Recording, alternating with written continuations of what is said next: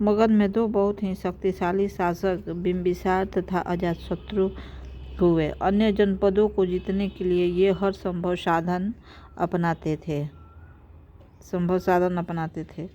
महापद्मनंद एक महत्वपूर्ण शासक थे। उन्होंने अपने नियंत्रण का क्षेत्र उस महाद्वीप के उत्तर पश्चिमी भाग तक फैला दिया था। बिहार में राजगीर आधुनिक राजगीर कई सालों तक मगध की राजधानी बनी रही। बाद में पाटलिपुत्र आज का पटना को राजधानी बनाया गया। 2300 साल से भी पहले की बात है। मैसिडोनिया का राजा सिकंदर विश्व विजय करना चाहता था। पूरी तरह सफल न होने पर भी वह मिस्र और पश्चिमी एशिया के कुछ राज्यों को जीतता हुआ भारतीय उपमहाद्वीप में ब्यास नदी के किनारे तक पहुंच गया। जब उसके मगध की ओर कूच करना चाहा तो उसके सिपाहियों ने इनकार कर दिया। वे इस बात से भयभीत थे कि भारत के शासकों के पास पैदल रथ और हाथियों की बहुत बड़ी सेना थी। इन सेनाओं और ऋग्वेद में उल्लेखित सेनाओं के बीच तुम्हें क्या अंतर दिखता है? वज्जी, जैसा कि तुमने पढ़ा कि मगध एक शक्तिशाली राज्य बन गया था। उसके नज़दीक ही वज्जी राज्य था जिसकी राजधानी वैशाली बिहार थी। यहाँ एक अलग किस्म की शासन व्यवस्था थी जिसे गण या संघ कहते थे। गण या संघ में कई शासक होते थे और इसमें से प्रत्येक व्यक्ति राजा कहलाता था। ये सभी राजा विभिन्न अनुसंधानों को एक साथ संपन्न करते थे। सभाओं में बैठकर ये बातचीत, बहस और वाद विवाद के जरिए तय करते थे कि क्या करना है, किस तरह करना है। शत्रुओं के आक्रमण से निपटने के लिए वे मिलकर चर्चाएं करते थे। स्त्रियां, दास तथा कमकार इन सभाओं में हिस्सा नहीं ले सकते थे। वज्जी संघ का यह वर्णन दीर्घ निकाय से लिया गया है। दीर्घ निकाय एक प्रसिद्ध बौद्ध ग्रंथ है जिसमें बुद्ध के कई व्याख्यान दिए गए हैं। इन्हें करीब 2300 साल पहले लिखा गया था।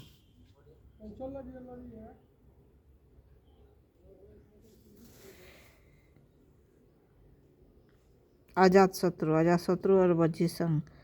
अजातशत्रु वज्जी संघ पर आक्रमण करना चाहते थे। उन्होंने अपने मंत्री वस्कार को बुद्ध के पास सलाह के लिए भेजा। बुद्ध ने उससे पूछा कि क्या वज्जी सभाएं नियमित रूप से होती हैं तथा उसमें सभी सदस्य उपस्थित होते हैं। जब उन्हें पता चला कि ऐसा होता है तो उन्होंने कहा कि वज्जीवासी तब तक उन्नति करते रहेंगे जब तक वे पूर्ण और नियमित सभाएं करते रहेंगे, आपस में मिलजुल कर काम करते रहेंगे, पारंपरिक नियमों का पालन करते रहेंगे, बड़ों का धर्म सम्मान समर्थक और उसकी बातों पर ध्यान देते रहेंगे। वज्जी महिलाओं के साथ जोर जबरदस्ती नहीं करेंगे और उन्हें बंधक नहीं बनाएंगे। शहरों तथा गांवों में चैत्यों का रख रखाव करेंगे। विभिन्न मतावलंबी संतों का सम्मान करेंगे और उनके आने या जाने पर कोई रोक नहीं लगाएंगे।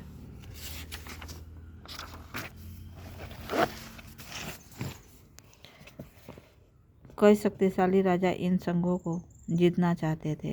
इसके बावजूद उनका राज्य अब से लगभग 1500 साल पहले तक चलता रहा और उसके बाद गुप्त शासकों ने गण और संघ पर विजय प्राप्त कर उन्हें अपने राज्य में शामिल कर लिया। इसके बारे में तुम अध्याय 9 में पढ़ो। ये देखिए यहाँ पर क्वेश्चन आंसर। यहाँ कल मैंने पढ़ाया था और थोड़ा सा रख गया था तो मैंने आज इसको पढ़ा दिया। और इसके बाद अब हम चलते हैं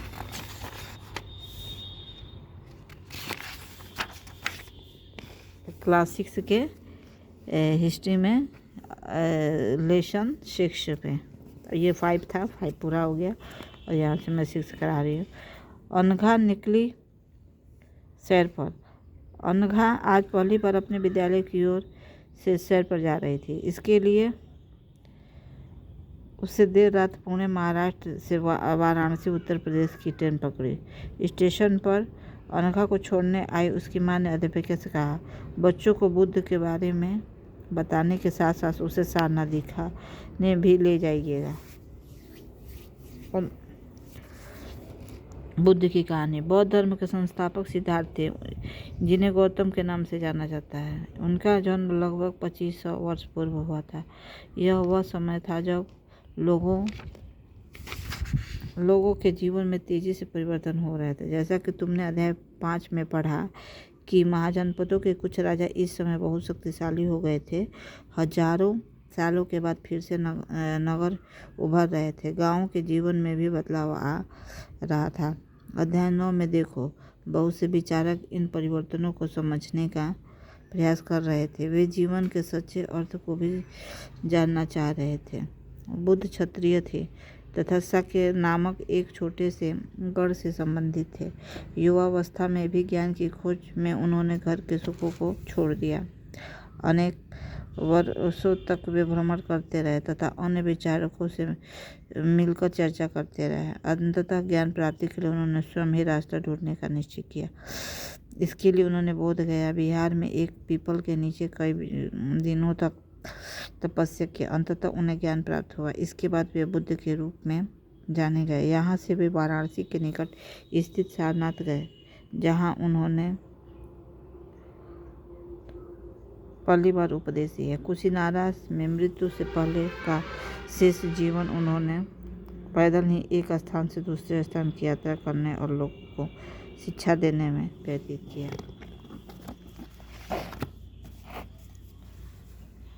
बुद्ध ने शिक्षा दी कि वह जीवन कष्टों और दुखों से भरा हुआ है और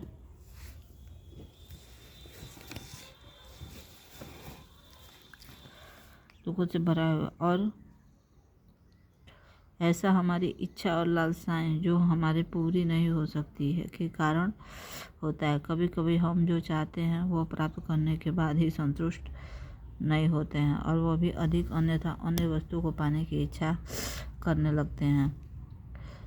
बुद्ध ने इस लिप्सा को तंजहा तृष्णा कहा। बुद्ध ने शिक्षा दी कि आत्मसंयम अपनाकर हम ऐसी लालसाओं से मुक्ति पा सकते हैं। महास्तूप, यहाँ पे देखिए छोटा सा हेडिंग है। इस इमारत को स्तूप के नाम से जाना जाता है। यहीं पर बुद्ध ने अपना सर्वप्रथम उपदेश दिया। इसी कारण इस घटना की स्मृति में यहाँ स्तूप का निर्माण किया गया। अध्याय 10 में तुम इस स्तूपों के बारे में अधिक पढ़ोगे। यहाँ पर उन्होंने लोगों को दयालु होने तथा मनुष्यों के साथ साथ जानवरों के जीवन का भी आदर करने की शिक्षा दी। वे मानते थे कि हमारे कर्मों के परिणाम, चाहे वे अच्छे हों या बुरे, हमारे वर्तमान जीवन के साथ साथ बाद के जीवन को भी प्रभावित करते हैं। बुद्ध ने अपनी शिक्षा सामान्य लोगों की प्राकृतिक भाषा में दी। इससे सामान्य लोग भी उनके संदेश को समझ सके। वेदों की रचना के लिए किस भाषा का प्रयोग हुआ? बुद्ध ने कहा कि लोग किसी शिक्षा को केवल इसलिए नहीं स्वीकार करें कि वो उसका उपदेश है, बल्कि वे उसे अपने विवेक से मापें। आओ देखिए उन्होंने ऐसा किस प्रकार किया। यहाँ पर देखिए ये सारनाथ स्तूप है।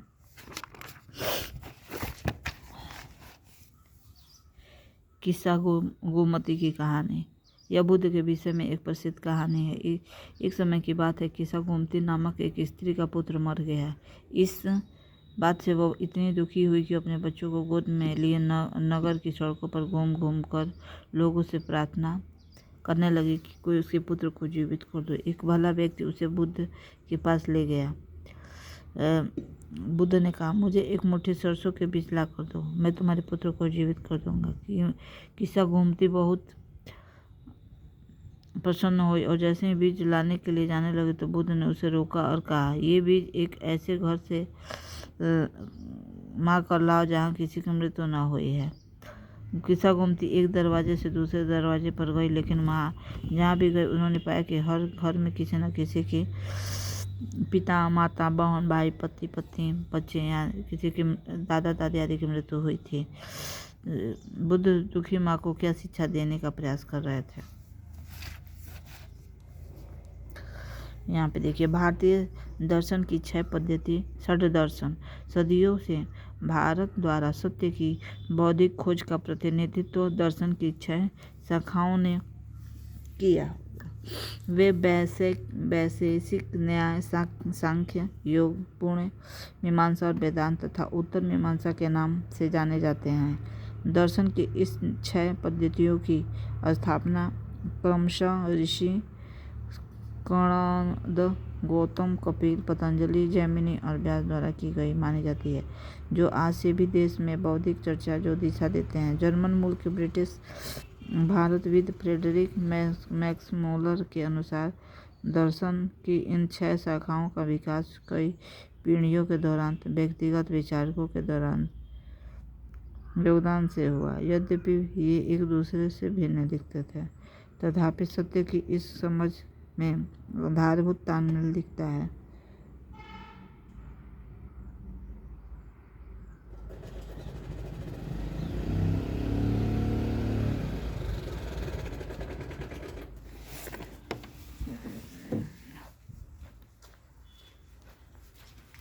Play by T.S. Carp.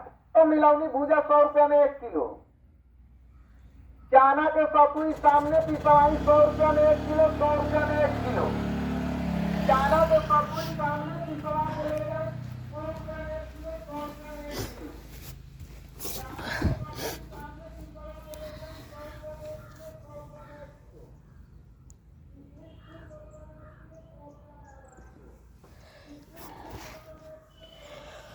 इस समय बहुत से दूसरे अन्य चिंतक भी दार्शनिक प्रश्नों का उत्तर ढूंढने का प्रयास कर रहे थे। उनमें से कुछ मृत्यु के बाद के जीवन के बारे में जानना चाहते थे, जबकि अन्य यज्ञों की उपयोगिता के बारे में जानने को उत्सुक थे। इसमें से अधिकांश चिंतकों का यह मानना था कि इस विश्व के में कुछ तो ऐसा है जो अस्थायी है और उसे मृत्यु के बाद भी बचा रहता है। उन्होंने इसका वर्णन अध्यात्म तथा ब्रह्मा अथवा सार्वभौम आत्मा के रूप में किया। वे मानते थे कि अंततः इस आत्मा का ब्रह्मा एक ही है। ऐसे कई विचारों का संकलन उपनिषदों में हुआ। उपनिषद उत्तर वैदिक ग्रंथों का हिस्सा था। उपनिषद का शाब्दिक अर्थ गुरु के समय बैठना था। इस ग्रंथों में अध्यापकों और विद्यार्थियों के बीच बातचीत का संकलन किया गया है। प्रायः ये विचार सामान्यतः वार्तालाप के रूप में प्रस्तुत किए गए। बुद्धिमान भिखारी। यह वार्तालाप छांदोग्य उपनिषद नामक प्रसिद्ध उपनिषद की एक कहानी पर आधारित है। शौनक एक अभिप्राणिक नाम 2 ऋषि सार्वभौम आत्मा की उपासना करते थे। एक बार जो ही वे भोजन करने के लिए बैठे, एक भिखारी आया और भोजन मांगने लगा। शौनक ने कहा, हम तुम्हें कुछ नहीं दे सकते। भिखारी ने पूछा, विद्वज्जन, आप किसकी उपासना करते हैं? अभिप्रतारिण ने उत्तर दिया, सार्वभौम आत्मा की। ओ, इसका मतलब आप यह जानते हैं कि सार्वभौम आत्मा संपूर्ण विश्व में विद्यमान है? ऋषि ने कहा, हाँ, हम यह जानते हैं। भिखारी ने पूछा, अगर यह सार्वभौम आत्मा संपूर्ण विश्व में विद्यमान है तो यह मेरे अंदर भी विद्यमान है और मैं कौन हूँ? इस विश्व का एक भाग ही तो हूँ। तुम सत्य बोलते हो युवा ब्राह्मण। इसलिए हे ऋषियों, मुझे भोजन न देकर आप उस सार्वभौम आत्मा को भोजन देने से मना कर रहे हैं। भिखारी की बात की सच्चाई जानकर ऋषियों ने उसे भोजन दे दिया। भिखारी ने भोजन पाने के लिए ऋषियों को किस तरह मनाया? इस प्रकार इन चर्चाओं में भाग लेने वाले अधिकांशतः पुरुष ब्राह्मण तथा राजा होते थे। कभी कभी गार्गी, अपाला, घोषा, मैत्रेयी जैसी स्त्री विचारकों का भी उल्लेख मिलता है, जो अपनी विद्वता के लिए जानी जाती हैं और वाद विवाद में भाग लिया करते थे। निर्धन व्यक्ति इस तरह के वाद विवाद से बहुत कम ही हिस्सा लेते थे। इस तरह का एक प्रसिद्ध अपवाद सत्यकाम जाबाल का है। सत्यकाम जाबाल का नाम उसकी दासी माँ के नाम पर पड़ा। सत्यकाम के मन में सत्य जानने की तीव्र इच्छा उत्पन्न हुई। गौतम नामक एक ब्राह्मण ने उन्हें अपने विद्यार्थी के रूप में स्वीकार किया तथा उससे अपने समय के सर्वाधिक प्रसिद्ध विचारकों में से एक बन गया। उपनिषदों के कई विचारों का विकास बाद में प्रसिद्ध विचारक शंकराचार्य के द्वारा किया गया। इसके बारे में तुम कक्षा 7 में पढ़ोगे।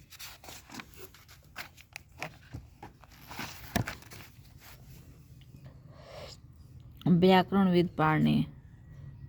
इस युग में कुछ अन्य विद्वान भी खोज रहे थे। उन्हीं प्रसिद्ध विद्वानों में एक पाणिनि ने संस्कृत भाषा के व्याकरण की रचना की। उन्होंने स्वरों और व्यंजनों को एक विशेष क्रम में रखकर उसके आधार पर सूत्रों की रचना की। ये सूत्र बीजगणित के सूत्रों से काफ़ी मिलते जुलते हैं। इसका प्रयोग कर उन्होंने संस्कृत भाषा के नियम लघु सूत्रों में लगभग 3000 के रूप में लिखे। जैन धर्म इस युग में अर्थात लगभग 2500 वर्ष पूर्व जैन धर्म के 24वें तथा अंतिम तीर्थकर वर्धमान महावीर ने भी अपने विचारों का प्रचार किया। वह वज्जी संघ के लिच्छवी कुल के एक क्षत्रिय राजकुमार थे। इस संघ के विषय में तुमने अध्याय 5 में पढ़ा है। 30 वर्ष की आयु में उन्होंने घर छोड़ दिया और जंगल में रहने लगे। 12 वर्ष तक उन्होंने कठिन व एकांकी जीवन व्यतीत किया। इसके बाद उन्हें ज्ञान प्राप्त हुआ। उनकी शिक्षा सरल थी। सत्य जानने की इच्छा रखने वाले प्रत्येक स्त्री व पुरुष अपना घर छोड़ देना चाहिए। उन्होंने अहिंसा के नियमों का कड़ाई से पालन करना चाहिए, अर्थात किसी भी जीव को न कष्ट देना चाहिए और न ही उसकी हत्या करनी चाहिए। महावीर का कहना था कि सभी जीव को जीने का अधिकार है, सभी के लिए जीवन प्रिय है। महावीर ने अपनी शिक्षा प्राकृत भाषा में दी। यही कारण है कि साधारण जन भी उनके साथ उनके अनुयायियों की शिक्षाओं को समझ सके। देश के अलग अलग हिस्सों में प्राकृतिक के अलग अलग रूप प्रचलित थे। प्रचलन क्षेत्र के आधार पर उनके अलग अलग नाम थे। जैसे मगध में बोली जाने वाली प्राकृतिक मागधी कहलाती थी। जैन नाम से जाने गए महावीर के अनुयायियों को भोजन के लिए भिक्षा मांगकर सादा जीवन बिताना होता था। उन्हें पूरी तरह से ईमानदार होना पड़ता था तथा चोरी न करने की उन्हें सख्त हिदायत थी। उन्होंने ब्रह्मचर्य का पालन करना होता था। पुरुषों को वस्त्रों सहित सब कुछ त्याग देना पड़ता था।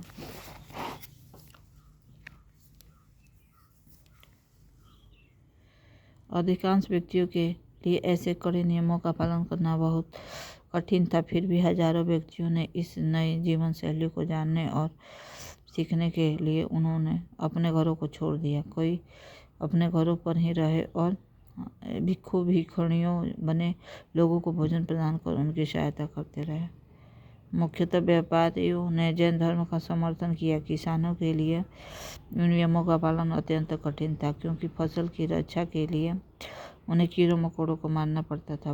बाद में सदियों ने जैन धर्म और उत्तर भारत के कई हिस्सों के साथ साथ गुजरात, तमिलनाडु और कर्नाटक में भी फैल गया। महावीर तथा उनके अनुयायियों की शिक्षा कई शताब्दियों तक मौखिक रूप से रही। वर्तमान रूप से उपलब्ध जैन धर्म की शिक्षा लगभग 1500 वर्ष पूर्व गुजरात में वल्लभी नामक स्थान पर लिखी गई थी। संघ भारतीय तथा बुद्ध दोनों महावीर तथा बुद्ध दोनों का ही मानना था कि घर का त्याग करने पर ही सच्चे ज्ञान की प्राप्ति हो सकती है। ऐसे लोगों के लिए उन्होंने संघ नामक गठन बनाया जहां घर का त्याग करने वाले लोग एक साथ रह सके।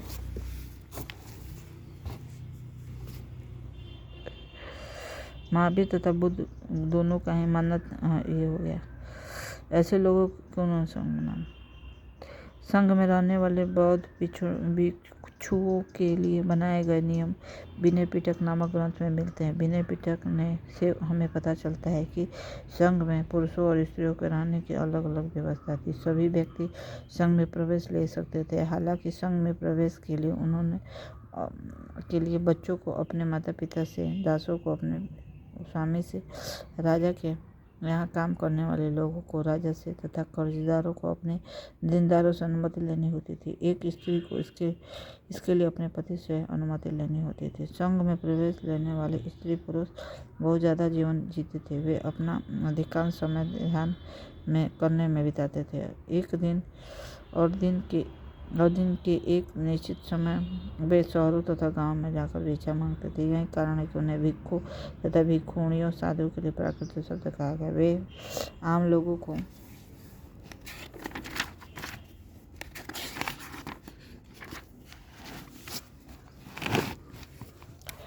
शिक्षा देते थे और साथ ही एक दूसरे की सहायता भी करते थे।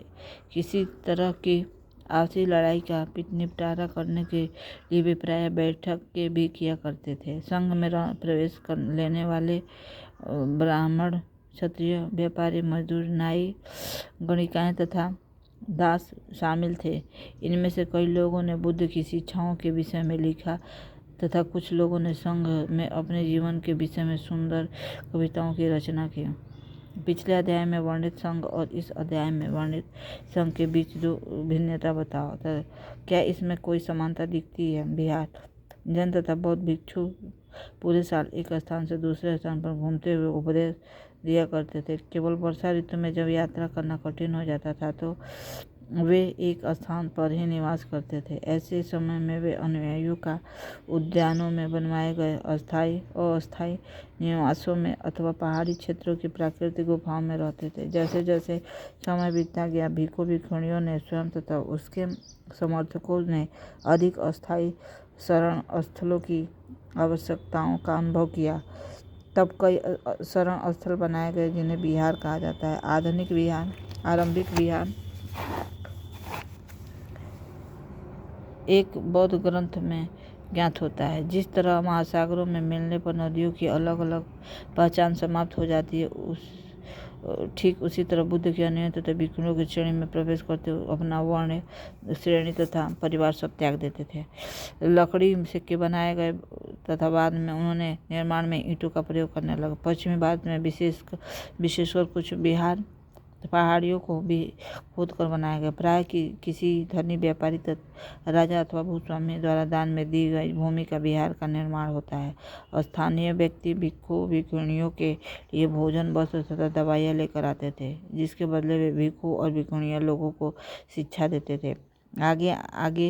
आगे आने वाली शताब्दियों में बौद्ध धर्म उपमहाद्वीपों के विभिन्न हिस्सों के साथ साथ बाहरी क्षेत्रों में भी फैल गया। इस तरह बौद्ध धर्म की एक नई धारा महायान का विकास हुआ। इसकी दो मुख्य विशेषता थी। पहले मूर्तियों में बुद्ध की उपस्थिति सिर्फ कुछ संकेतों के माध्यम से दर्शाई जाती थी। मिसाल के तौर पर उनकी निर्माण प्राप्ति को पीपल के पेड़ की मूर्ति द्वारा दर्शाया जाता था।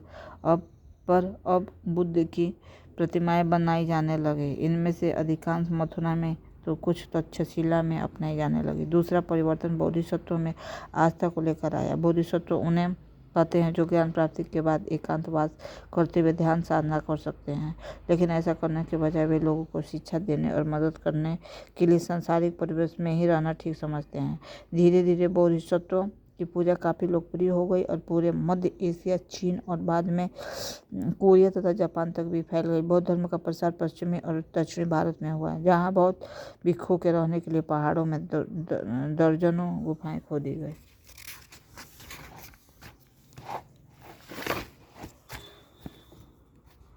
बौद्ध धर्म दक्षिण पूर्व की ओर श्रीलंका, म्यांमार, थाईलैंड तथा इंडोनेशिया सहित दक्षिण पूर्व एशिया के अन्य भागों में भी फैला।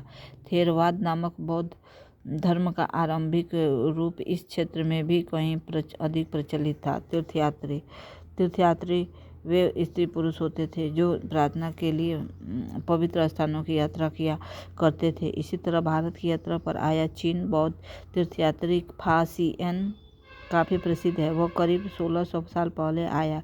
ह्वेन त्सांग 1400 साल पहले भारत आया और उसके करीब 50 साल बाद इतिसिंग आया। वे सब बुद्ध के जीवन से जुड़ी जगहों और प्रसिद्ध मठों को देखने के लिए भारत आए थे। इनमें से प्रत्येक तीर्थयात्री ने अपनी यात्रा का वर्णन लिखा। उन्होंने अपनी यात्रा के दौरान आई मुश्किलों के बारे में भी लिखा। इन यात्राओं के कई वर्षों लग जाया करते थे। जिन देशों और मठों को उन्होंने देखा उसके बारे में उन्होंने लिखा। उन किताबों के बारे में उन्होंने लिखा जिन्हें वे अपने साथ ले गए थे। नालंदा का विशिष्ट केंद्र ह्वेन-त्सांग तथा अन्य तीर्थयात्रियों ने उन समय के सबसे प्रसिद्ध बौद्ध विद्या केंद्र नालंदा बिहार में अध्ययन किया। उन्होंने नालंदा के बारे में इस प्रकार लिखा।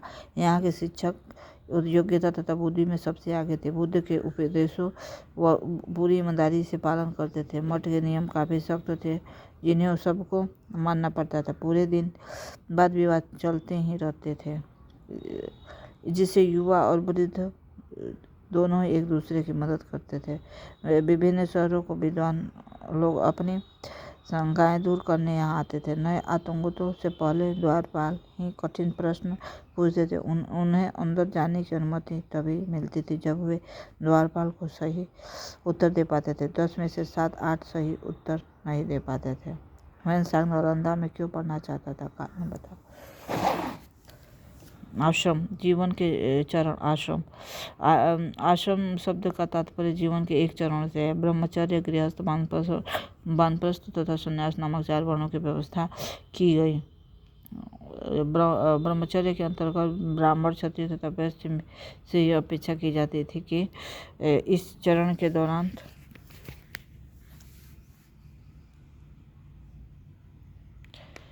वो सारा जीवन बिताकर वेदों